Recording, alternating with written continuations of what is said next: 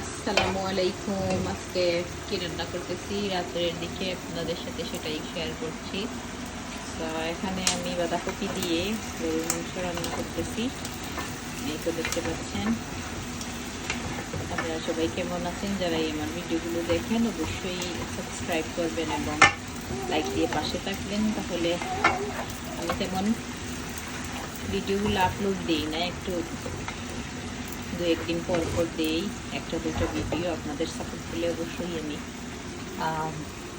Video ভালো করে upload দেব। কেমন হয়েছে? আর এখানে এই তো গরুর মাংস দিয়ে আজকে স্টিকি রাইস দিয়ে পোলাও করব। সো ওটা দিনের জন্য রান্না করে দিচ্ছি আর এটা রাত্রে খাবো সবাই মিলে। এটাই ভাবলাম আজকে একটু শেয়ার করি যেহেতু ফ্রি আছি।